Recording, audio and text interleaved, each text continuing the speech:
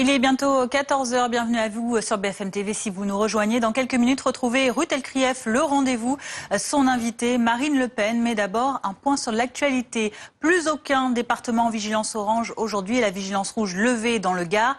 Les violents orages et les crues exceptionnelles qui ont touché le département hier ont pris fin dans le milieu de la nuit. L'heure est désormais à la constatation des dégâts et au nettoyage. C'est le cas à Valrogue, commune particulièrement frappée par les inondations et où se trouve Dominique Marie. Voilà à quoi ressemble la rue principale de Valrogue. Regardez, une rue pleine de cailloux, pleine de pierres. À ma gauche, il y a l'Hérault qui coule, mais c'est pas tant ça qui a posé problème. Ce sont en fait ces torrents qui ont dévalé de la montagne. Regardez celui-ci, il a littéralement traversé cette maison. Une maison aujourd'hui traversée par un puissant cours d'eau et des pièces à l'intérieur que vous allez voir sur ces images d'Alexia Ferré, complètement emplies de boue et de cailloux. Des maisons comme ça en rez-de-chaussée, il en a des dizaines. L'intérieur des maisons, eh bien voici à quoi il ressemble. On est dans un rez-de-chaussée qui est tout près de cette rue en fait, qui a été complètement débordée, avec des habitants qui essayent de déblayer et sauver ce qui peut l'être. On va retrouver Delphine qui habite ici, avec une maison, un appartement qui est aujourd'hui complètement détruit. Et évidemment, on pense à vous. Comment vous allez faire? Je sais pas. On verra cette semaine. Je sais pas. Vous attendiez à découvrir autant de dégâts chez vous? Non. Enfin, évidemment, oui. Quand on a vu l'eau hier, oui. Mais voilà, maintenant, faut gérer.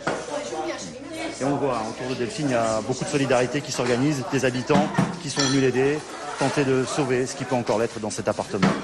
Des dégâts importants également dans de nombreuses habitations après cet épisode cévenol d'une violence rare. À Saint-Julien-le-Nef, Chloé Fabre a rencontré un habitant sinistré. Il nous montre le désastre laissé par les eaux. Et que c'est monté jusqu'aux lames du plafond qui ont été décollées.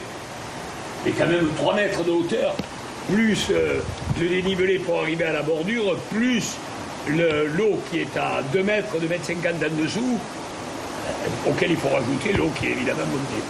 Dans le même temps, les recherches reprennent dans le massif des Cévennes pour tenter de retrouver une femme portée disparue hier près de la commune de Pont-d'Hérault. C'est là que cette aide-soignante âgée de 64 ans qui circulait en voiture a été vue pour la dernière fois. Son véhicule a été retrouvé.